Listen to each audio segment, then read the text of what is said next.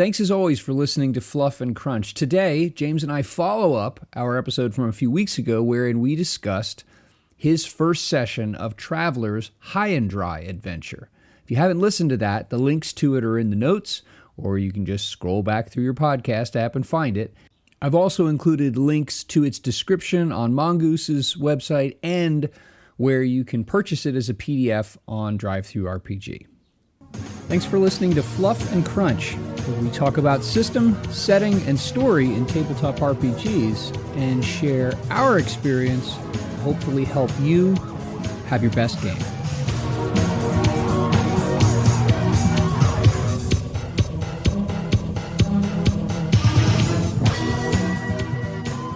So bummer about last week, but these things happen. Yep, that's just the way it goes sometimes. Yeah. So you were able, though, to play your second session of Traveler. I was. We managed to complete High and Dry. Okay. This I'm really interested in hearing. And so if you're listening right now and you hadn't listened to that other episode, the links are in the notes.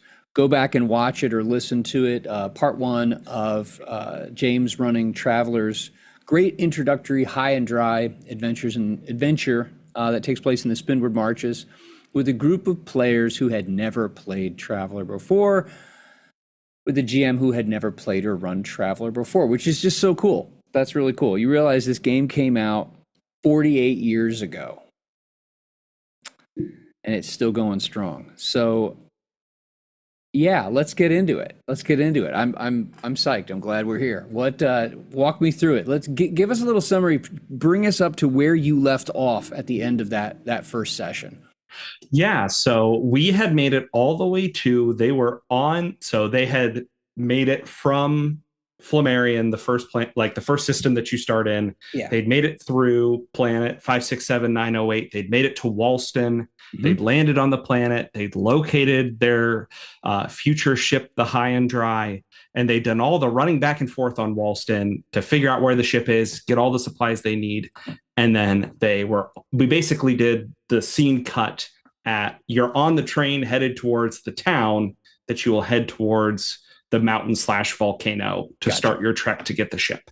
Perfect. So that's a good cut, actually. Yeah. And it was kind of the perfect start because we started like, basically you are stepping out of the town. They had made a deal with Minister Greener and they're like, can we borrow your truck to get us to the mountain? And he's like, absolutely. If you're willing to take the deal, you can borrow a government truck from the town and they'll drive you to the mountain. And that was basically just the start of the session as we all sat back down. It had been a month since we had played, so we needed a reminder. Luckily, one of my players took some notes and he kind of gave his recap of what had happened the session before. And then I jumped in to correct or flesh out some things that were more important that they needed.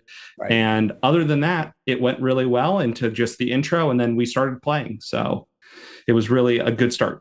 And I'll jump in right here. That's a really great point that you just made. It's pretty normal. You ended a cutscene, you come back a week or a month or whatever later to play the next session, and it's always smart to have a player or players recap. Okay, so where did we leave off? Why were we there? What was going on? Where were you headed? Things like that, and then that gives you an opportunity to subtly point them at the things that you really want to make sure that they're thinking about as you go into this next session. That's a good way, and if that becomes your norm at the table, then that's a great way that the players start recognizing, like, okay, we're going to show up, we're going to sit down, we're going to get caught up as people, and then once we drop into playing the game, each of us is going to contribute some kind of summary material, and then you're going to provide some commentary on top of it. Yeah, that's a great way to start any session that's in an ongoing story. Yeah, and that's the way every successful campaign or even just like short adventure that we've done, that every GM I've ever had that did it that way, it worked out the best. Yeah, if you're going to go more than one session, you need to do that. Yeah, and just as we're starting with this, one of the things that I'll say just kind of as an intro to this, I think is important to note, like I thought that because we'd covered about 2/3 of like the written adventure, that this session would be significantly shorter than the last one. It was not. It actually took a little bit longer than our first session. And part of that was they forgot things. And then I had to kind of remind them, like, hey, by the way, like you did this previously to prep for this situation. And that required explanation, which required time. And then they had to get back into the mindset of, oh, we actually did do some like thought before going in, and we have to remember what our thought process was. But that was just something to say to any GMs who are listening to this that want to play high and dry. If that's where you cut, expect about the same, if not even a little bit more time for the second half of the adventure, even though it is only about 1/3 of the actual adventure packet. Yeah, that's a good point. I would actually expect that as well, but for different reasons though, but that totally makes sense. Like I think that sometimes when you get into mechanically crunchy or mechanically demanding scenes, and I won't spoil it for the people listening, but the latter portion of the adventure has more activity like that requires more rolling and more engagement with the story through the rules rather than just like RP. And so that tends to I wouldn't say, I mean, it can slow things down, but it just means you've got more to do at the table. Okay, so they borrow the mayor's truck, and like everyone's related on Walston anyway, so it's probably his cousin's truck that he called, whatever. Anyway, so they borrow the truck and they head off to the volcano. What happens next?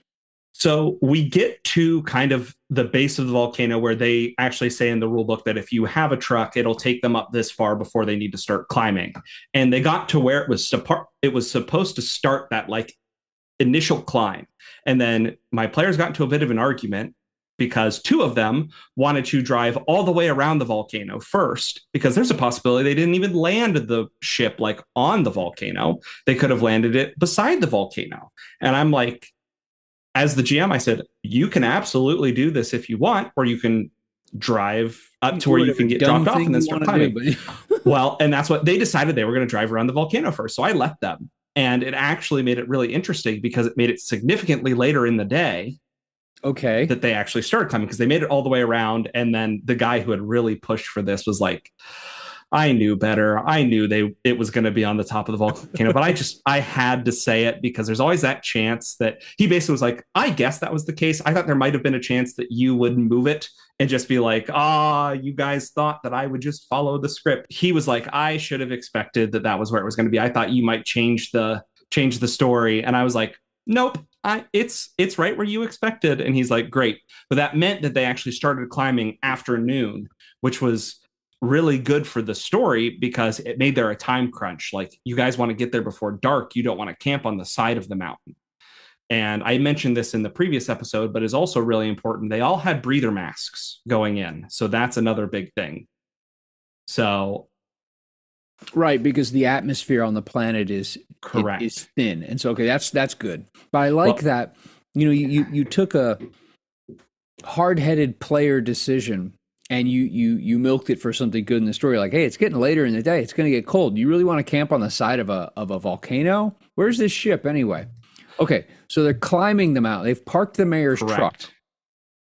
By the way, did they have any like clear plan as to how to get the mayor's truck back to him?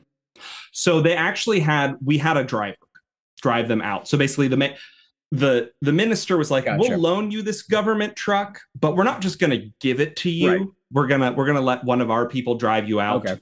They'll drop you off and then they'll leave. So they're just kind of like whatever supplies they have on them. That's what you have. So they're schlepping up the mountain at this point. The truck is driving away down the mountain. What happens now? So they start the climb, and it was really good they had the breather mask because it actually cut back on some of the rolls, would have made the game even longer. And I didn't want anyone to die in this part of the session. So I thought that was really helpful.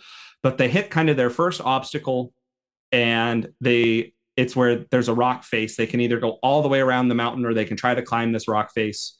And they were like, they kind of argued about it. One of the guys he's like, I have the best physical attribute scores, so I'm going to try this. And he failed the first time and got injured. And they're like, well, maybe we walk. And he goes, no, I'm going to try again. And then got a really good roll and managed to make it up. So they got to kind of go up that rock face, which is where one of the intros of they find some dead bodies on the side of the mountain. And it's like, oh, so this is like actually dangerous. Like someone could die doing this. They had that intro. They immediately went into player character mode of, well, we searched the bodies to find something. And I'm like, these guys have been up here. You know that another group has come through here in the They last don't have 10 any years. gold pieces on them. I'm sorry. Exactly. Well, and that's what it's like. You know, the last group of people that came through here was 10 years ago, and no one else in living memory could remember someone before that group.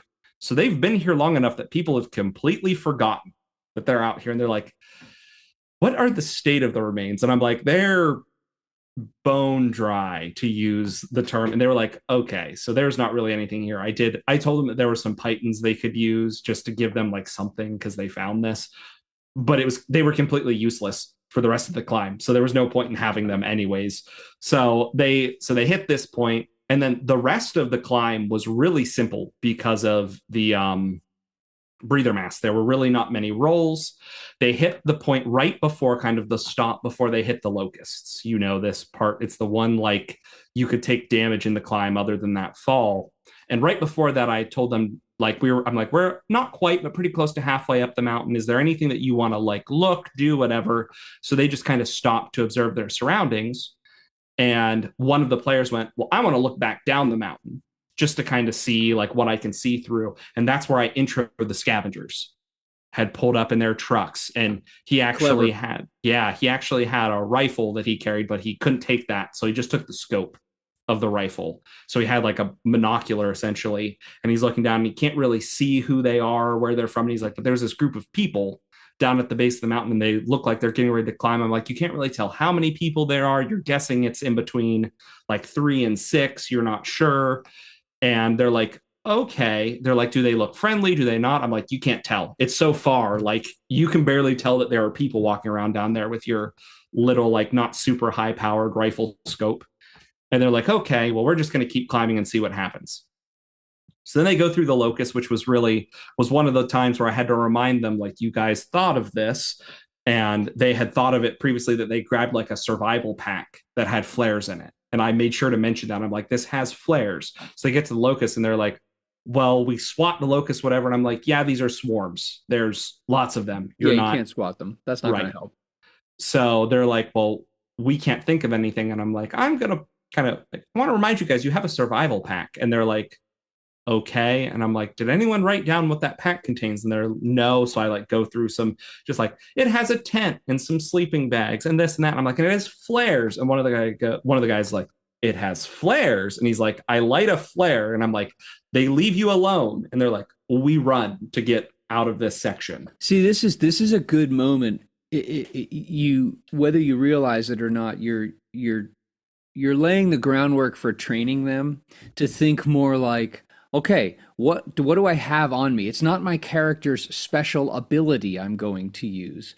It's my cleverness and the equipment I'm carrying. Okay, that's smart. So they chase off the swarms of locust with their flare. It's getting late in the day. There's a pursuing party of sorts that's quite far away though, aren't they? Mm-hmm. And then what? So they took a break. They're like, they also did the standard D&D response because this is what most of them have experienced. It's like, so if we stop and rest, will we heal like the wounds we took? And I'm like, no, because there's no medical equipment here. Like the one guy's like, well, I could make medical checks. I'm like, okay, you're probably like, you got bit by insects. When was the last time any of you were like stung by a bee and you just like sat down and it was perfectly fine in an hour? And they're like, just because someone is like, I know this is a bee sting. That's funny. That's a really great point. It's like, okay, I do a medical check. You're like, and then what? Like, do you have a medical kit with you? What kinds of medical equipment do you have that would actually make a difference? And like, oh yeah, it's more than that. Okay. Right. Well, and I said, I'm like, and it's not like you have one bee sting. Like you all took not severe, but damage enough that it's like, if this was real life and you had this happen and you have like gashes from biting locusts, like you can wrap it in gauze, but none of you are carrying Neosporin or morphine or something that you can like do something with it. You just have to kind of move on and hope you find somewhere you can like take a few days and rest. And they're like, oh, okay. So they quickly like they looked at the other group, realized the other group was more prepared than they were and making better time. And they're like, okay, we should really get moving. And they made it up the rest of the way through the mountain, right as it was like, I'm like, the sun's starting to go down. It's not like dusk yet, but you're to the point where it's like like the sun is setting. You need to figure out. But I'm like, the people with you, like they clearly knew what they were getting into, or have really been observing you and like nothing slowed them down because they've been watching you and figuring out how to do it. So you're going to hit the crest just like a few minutes before they will. So you guys kind of get to make your decision on what you do. So they climb all the way up the mountain, like to the very like lip of the crater, which they don't have to do because they could just cut through one of the cracks in the crater. And I'm like, okay, so you do that. They're probably like coming up to one of those cracks right now next to you that you can make a decision. I'm like, what are you gonna do? Like, what are your plans? And they're sitting there, and one guy's like, well, we could like jump on top of them and ambush them. Another guy's like, well, we could just slide down the front of the crater and just walk ahead of them. Like, we don't know who they are, what we want to do. Another guy's like, well, we could just like call down to them from the top of up here. We don't know what's going on. And they ended up going with the guy who's like, well, we're just going to slide down and we're going to walk. And if we run into each other and they try to say something, we'll do that. And we got to that point, and luckily enough, I introed them. I made it to where there were 5 of the scavengers. And with that, there were 2 that seemed to be in charge. It was a guy and a girl. And so the one who we previously talked about, he's the Varger, the cop, kind of started to talk to these people. And I made it kind of clear just for fun. I'm like, yeah, the guy is not the brains of the operation. Like, he's clearly here as the brawn, but he's one of the important people. And the girl is clearly the brains. So they start talking and manage to convince these scavengers that they are actually the legitimate owners of the ship. And it's like, hey, we're not the previous people, but we're the people that own it now. And I did actually make it a thing. I've in my notes, like, whose authority do they base their ownership on when they talk to these people? Because I'm like, if they said, Mr. Now I'm drawing a blank on the guy for the Imperial Scout Service, like, these people probably won't respect that, because who are we to care what the Imperial Scout Service says? But he actually kind of accidentally just dropped that it's like, no, we're here because Minister Greener sent us to do a job using this ship. And they're like, oh, this planet of 2,000 people that everyone knows everyone. They're like, oh, like, one of the 5 most important people on the planet sent you to do this. And I didn't get into like, well, my cousin's sister works for him, so I'm gonna. No, they were just like, okay, you're on official business. And they kind of turn around and left. And the players were like, okay, we didn't have to fight. And it was funny because I mentioned, like, yeah, they have clubs and some knives. And the one guy, the main guy that walked up to you, he had a shotgun. And my one player was like, who is in the single campaign, he was like, oh, he had a shotgun on him, and none of us really have firearms. And I said, correct. So yeah. He was really happy that they didn't get into combat in that moment. And that was basically about 1/3 of the story we got through. So I don't know if there's anything you want to stop and say with there. I think that, you one of the things that Traveller does well is it encourages, if you play it as like, typical Traveller, you want to say that, it encourages and provides lots of opportunities for players to solve problems without violence. Not that I have a problem with that in RPGs, but just that, like, everything is a nail when all you have is a hammer. It gets kind of silly after a while, and it actually makes for a richer, deeper story when you have to think. What a concept. Right. So that's cool. So the scavengers go away, and they then see the ship. Correct. Sitting down there on this little island in the caldera of the volcano. And then what? And it's getting dark at this point. Yes. So their next goal is we have to get to the ship. So they get up to the water, and my description of the area accidentally scared them a little bit because they saw the water and they immediately got like Lord of the Rings, like lurker in the lake. Of course, like, there's something in there. Is like, well, we just avoided that combat. Like, is he really going to make it to where we're not going to have any combat this session if we are just smart about it? So they're like trying to figure out how to test the water and figure things out. And I'm like, it's getting dark. And the one guy's like, well, I have my breather mask on. How does it work? And I explained to him, and he's like, I just stick my head under the water and I look. And I'm like, yeah, you can do that. It's empty. Like, you see nothing. Like, water. There's some plants. I'm like, it doesn't look like this is like a fed lake. Like, this is rainwater that is just sitting here. And they're like, oh, well, then we just swim across the water. I'm like, cool. You have an infinite amount of time to do this, so right. go You're ahead. soaking wet and you're probably cold, but you Right. make it. But you make it easy. And one of the guys was kind of smart enough. He's like, I take a cup of this. Can I just like drink it? And I'm like, yeah, it's rainwater. Like it has a mineral flavor, but it's fresh water. And they were like, oh, so our water's taken care of. Like we're fine up here, whatever. So they get across the lake. Nothing crazy happens there. This is when I introduced the dog bowl. And It's really funny because exactly what we talked about happened.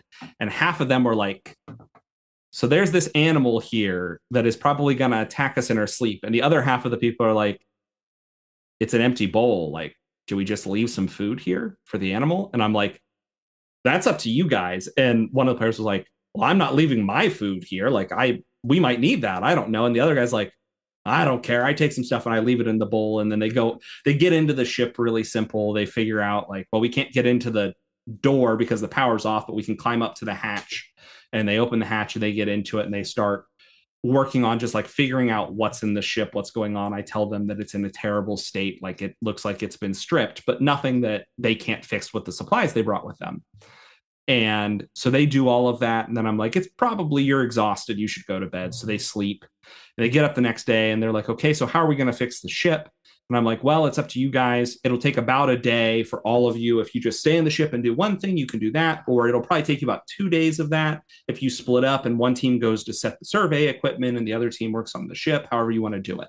So they chose to all 4 of them stay the first day and work in the ship. And the one guy noticed, like looking out the window, oh, the food's gone in the dog bowl. So he went back out and refilled the dog bowl. He's like, do I see anything? I'm like, no, just that the bowl's empty and there are prints in the dirt around the ship. So he's like, okay, so I know that this thing is probably still here. I leave more food. I go back in. They spend the day working on the ship. Now, there was a suggestion from Seth when I was doing this there are some checks that you can have them do for repairing the ship. The adventure just says, hey, let them do this. Anyone can do it. It's not really even a check. They can just take the time to fix the ship. Seth had the suggestion of have them make checks for repairing the ship, but don't tell them it doesn't matter. So that way, if they get a really good roll, they're like, ooh, we've done something that makes this better. Or they get a really bad roll. Well, what do we do with this? Well, naturally, they got 2 really good rolls and 2 not so great rolls. And they're like, okay, what does that mean? And I'm like, you don't know. Right.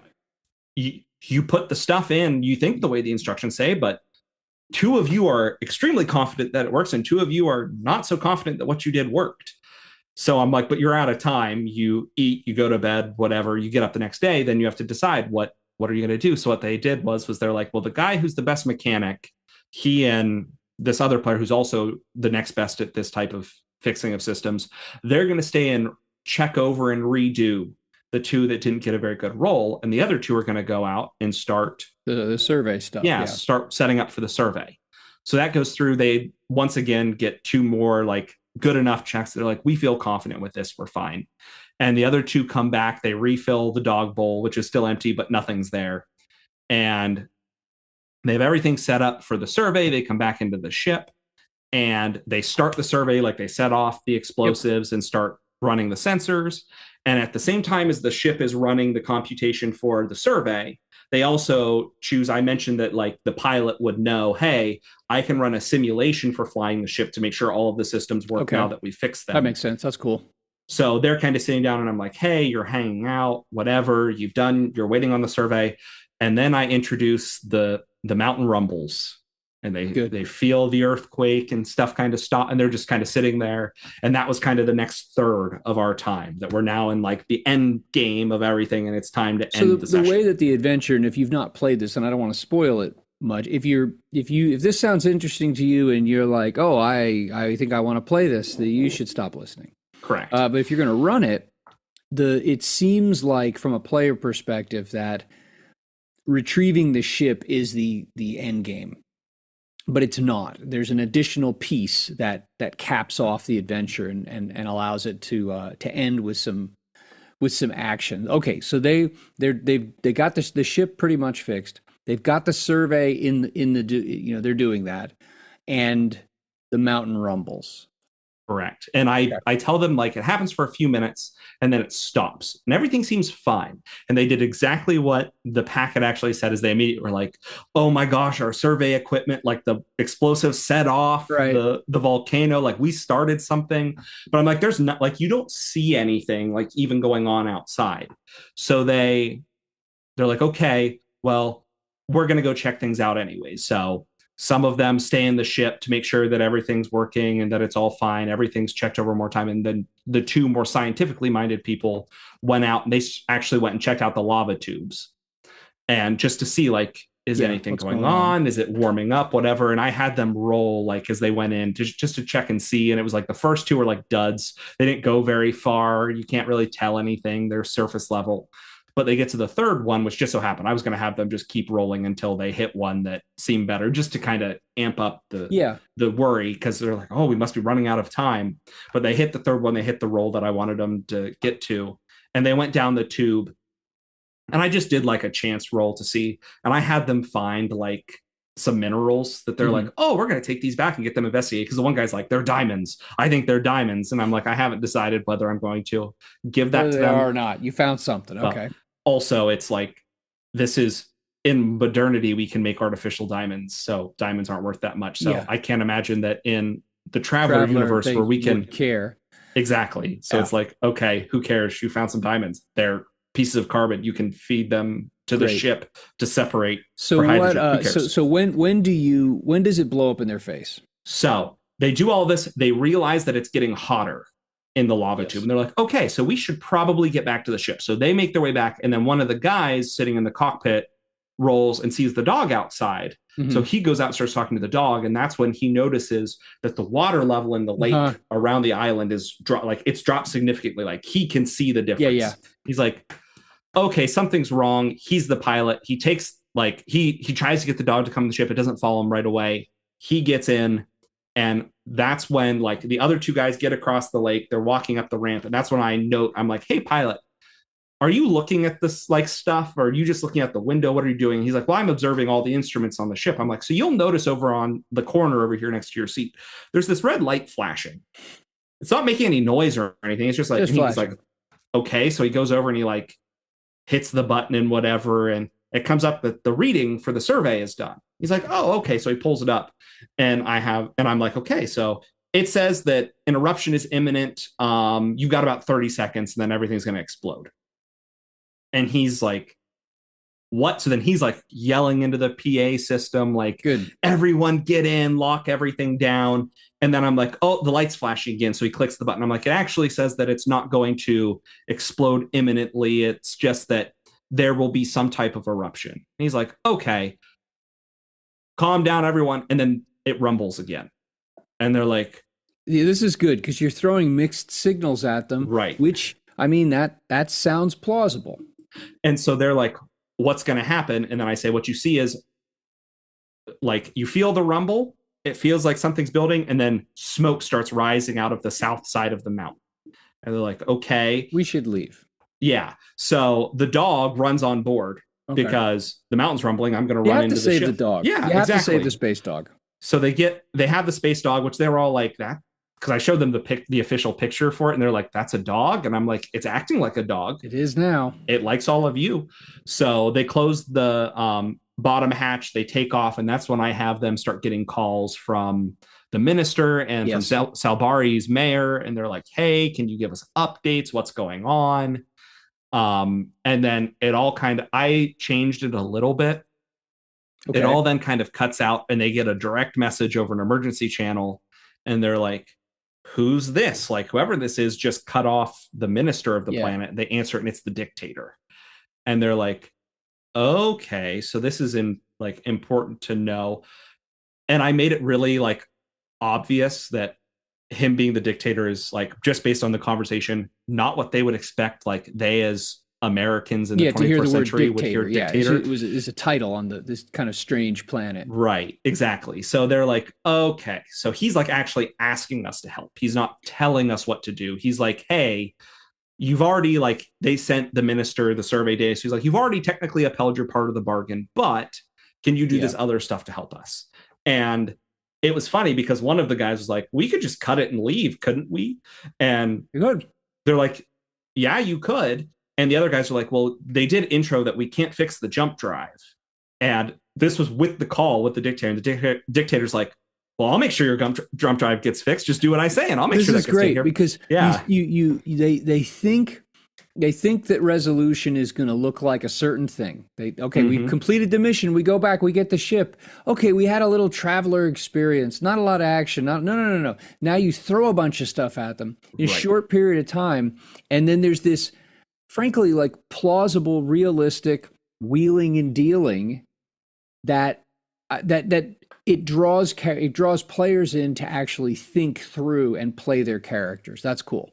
Yep. Luckily, all of these guys are very like naturally heroic players when we play games. So it made it very easy that they're like, well, let's do all the things to save everybody. They're now not that they just especially bail, yeah. Yeah. Now, especially that they had no reason to bail. They're like, okay, well, we'll get the benefit. So they start doing all the heroics, like they do all the checks, which there's one thing I want to cover at the end. So I'm going to kind of speed through all of the lead up to this. They do all of the initial like tracking the explosion and everything really easily because different people had different skills that made that work out. Perfect. It was perfect. Then they get to the part where they actually have to save people. And that was interesting because I wanted to see how they would figure out, like, okay, how are we going to convince these people to get on the ship? And so the volcano, just if you're listening, you have no idea what's going on. The volcano is erupting, and there are several small settlements that are in danger because of the eruption. The ship is the only thing that can potentially rescue some people from some of these areas. And so the planetary authorities all of a sudden turn to like begging them to help. So it's great because the ship has different, capacities with sensors and things like that and communications. So there are lots of opportunities for all the characters to do something of substance rather than just you'd think, well, it's just the pilot because the ship is flying. It's like there's all these other things happening. Okay, cool. So they go, and it was actually fun because I watched all of them kind of jump into doing different things at the same time. And the police officer is like yelling at people to do things and they're listening because he's just naturally authoritative. And the other guy that's like high social stat is just like convincing people to get on the ship while the scientist is running sensors and making sure the engines are fine. So it all works out. And then there's the part where the limo goes down with the driver and they're like, okay, now we have to decide, are we going to go into the cloud or not? Right. And once I explained to the pilot, like, you would know how to do this as safely as possible. He's like, yep, then we're doing it. I'm in the seat. You guys are doing it whether you like it or not. So they go and they pick these people up and it's all fine until the power cuts out when they hit the cloud. Yay. It's like, okay, more danger. Now you guys need to fix everything. And this is the part where I was like, you have to turn the power back on. You have to get the controls underway and you have to fly it correctly. And so I have it built on my checklists that I talked about previously is the pilot can make a check each time and it gets easier if he succeeds his checks. Yep. It stays harder if he doesn't. But if the other players do things, it'll make the checks easier as well. Right. So it was just kind of a way to make the pilot checks get really easy so they can guarantee they succeeded. The way it worked out was perfect because our pilot has been not the most important person in the party, but kind of like, okay, I haven't really been able to fly anything of substance. Right. What is the point of this? And we get to the end and he just like, they failed everything. And he's like, crap, what am I going to do? And he rolls and he just absolutely crushes his first roll. Cool. And we're like, okay, so he's managed to keep it together, which I didn't tell him. Therefore, your next check will be easier just based off of what you've done, even if they can't help at all. Then the other guys also rolled horribly again. So they're like, crap. So we haven't done it again. So he rolls and again, just crushes it. I'm like, wow, you have just like absolutely manhandled this ship, just completely done better than you expected. And I'm like, there's one more chance for the rest of you to like help him or he's going to have to save it all just by himself at the end. And they're like, okay, we got this. We got it. Like, we can help. And they just fumble again. Like, absolutely off. Like, the one guy rolls a 2. I'm like, you rolled as bad as physically possible on your dice. So, but I'm like, you've done so well with piloting. I'm going to give you a boon die just to like show that you've absolutely like done everything you possibly can. He became the big damn hero. And he rolled a perfect, like he rolled 2 6s, like it was as good. And I'm like, so you come out, you skate across the water and you take off and you fly back. And they were big heroes. Everything was happy. It ended the way that they wanted. And we kind of ended the session just like, you get everything fixed, but you get to enjoy being heroes on Walston. And then they plotted their course back and they're flying back to Flammarion, and everything worked out fine. But it worked out really well for that ending. Just like he got to step up and be like, I'm the guy that made it happen. It all worked out. And it actually gave two unique things. It gave a really good intro to Safari World, because they kind of like his manhandling of the ship just to keep them alive and keep the ship flying caused some additional damage. So it's going to make it really easy to be like, you actually need to let the ship sit here for a little bit longer than you thought because you damaged it. But also a really good thing with it is he had done a gimmick with his character at the start that he wanted to play. And he's like, man, this is really like becoming hard to like keep this gimmick up in the game. It's just not as fun for me anymore as a player. And because he did so well in the last instant, I'm like, I will allow you to continue the gimmick if you want to do that in the game, because it hasn't been as obnoxious as we both thought it might be at the start. But I've also now given you this out to get out of this gimmick if you would like at the end of the session, because your character performs so well that it will allow us to like change that a little bit. Makes sense in the story. Yeah. And he's like, okay, so he still hasn't told me whether he's going to change that yet. I'm going to ask him before the next session. But it narratively worked out really well that we had a lot of options and they all had fun with it. I think it got a little rushed at the end just because they were like, okay, what's next? And I'm like, we're not going to be able to intro the next story because we have two more people joining us for it. So I just kind of got them to where they need to be. But it was a great session. We had a ton of fun. They loved High and Dry. They thought the Traveler experience was great. So it was really fun. Well, it's like I said, it is a terrific introductory adventure, period. But it's a really great introductory adventure to Traveler on a bunch of different levels. Mechanics, call it setting norms, and then also setting information. Because like what I did when we ran this, this was last year, it was over a year ago, is the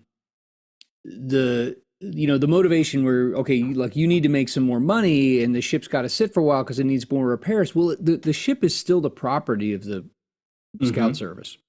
And so the deal was, go get the ship and bring it back, and then we will refit it up to the standard of a reserve ship, and then you get it.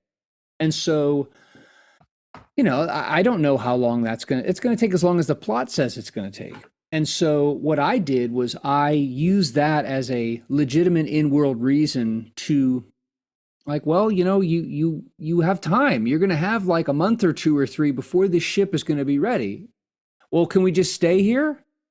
And Flammarion, no. Like, you can't just stay there. You can't just like sleep on the couch. You have to go do something. You have to make money.